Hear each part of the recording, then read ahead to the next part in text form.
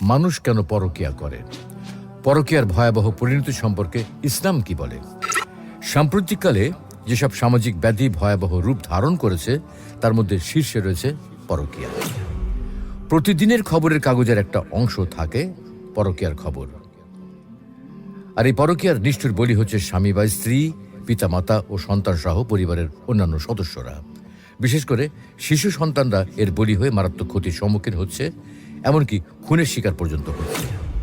ইসলামে পরকীয়ার শাস্তি।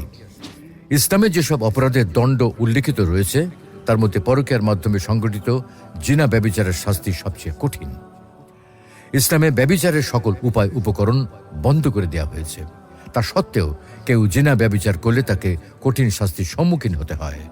সাক্ষ্য প্রমাণ সাপেক্ষে জিনা ব্যভিচার প্রমাণিত হলে এর দুই ধরনের শাস্তি রয়েছে। এক, অবিবাহিত নারী পুরুষের শাস্তি। পরকীয়ায় জড়িত দুইজনের একজন যদি অবিবাহিত হয় তাহলে তার শাস্তি হলো প্রকাশ্যে 100 বেত্রাঘাত করা।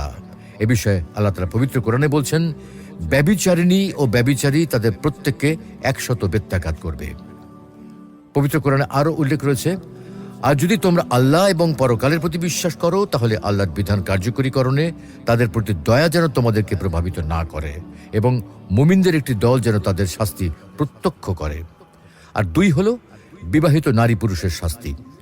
পরকীয়ায় জড়িতরা যদি বিবাহিত হয় তাহলে তার শাস্তি হলো রজম করা। তবে এখানে বিশেষভাবে জেনে রাখা প্রয়োজন যে জিনা ব্যভিচারের এই শাস্তি বাস্তবায়ন করার দায়িত্ব কেবলমাত্র দেশের সরকারের। কোনো ব্যক্তি বা সামাজিক দায়িত্বশীল ব্যক্তি তা বাস্তবায়ন করতে পারবে না। আল্লাহ রাব্বুল আলামিন আমাদের সকল স্বামী স্ত্রীকে ভালোবাসা, মায়া, মমতা, বিশ্বস্ততা এবং দায়িত্বশীলতার মাধ্যমে সুন্দর সুস্থ সম্পর্ক বজায় রাখার তৌফিক দান করুন এবং পরকীয়া থেকে মুক্ত থেকে পবিত্র জীবন যাপন করার তৌফিক দান করুন। আমিন।